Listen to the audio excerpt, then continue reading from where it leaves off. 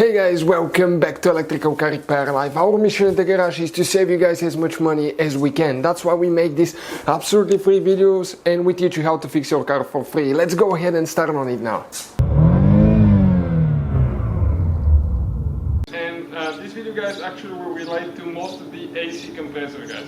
Came out of a 2015 guys, Chevy Cruze. Okay, let me show you quick here. It's a 2015 Chevy Cruze, but it should work for the whole first and second generation guys. So it should cover from 2008 to 2020. So how we guys know what the resistance for the clutch coil is? If the resistance is not in certain specs, this coil will not work. Now, what does the clutch coil does guys? This is your compressor, okay, it has Freon gas in it, okay, and when the engine is spinning, okay, it's turning and the clutch is not activated, your pulley will be just idling here. It will not activate the compressor. But when the coil guys, when the coil actually activates, it pulls the outside of the coil towards the pulley and it activates the compressor and all that starts spinning together.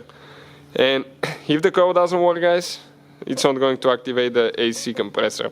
And this coil guys, it's like a big magnet that pulls that thing. Now it has to have a certain resistance to work guys, and we'll show you what it is.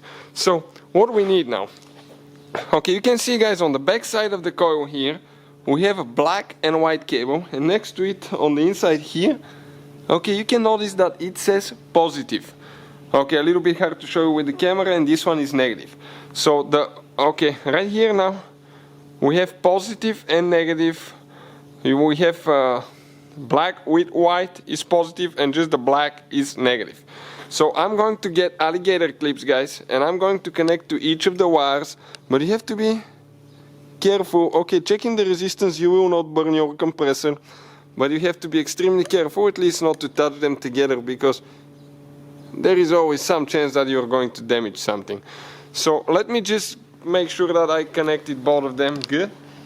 I need to come in an angle and see.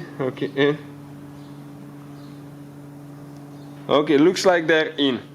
Now what do we need guys? We need to get a voltmeter. Let me turn this thing that way so it can stay.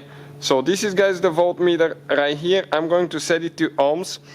All that guys will be listed in the description of the video below. This voltmeter is amazing. I would definitely recommend that thing. So how we're going to test it now guys?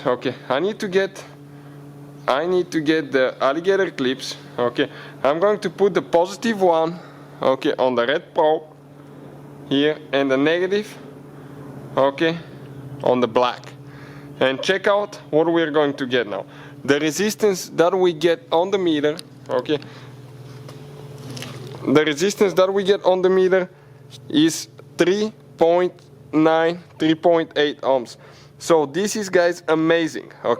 The correct specs for the AC compressor should be between 3 and 5 ohms, and we have 3.8, so we're about in the middle. So definitely guys a good coil there.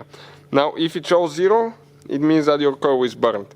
It's not working, and if it's anything higher than that, it's malfunctioning again. So between 3 and 5 ohms, even if it's a little bit less than 3 or more than 5, you still should be able to activate that coil. So that's it guys. Hopefully the video will be helpful to you, save you some money. Thank you.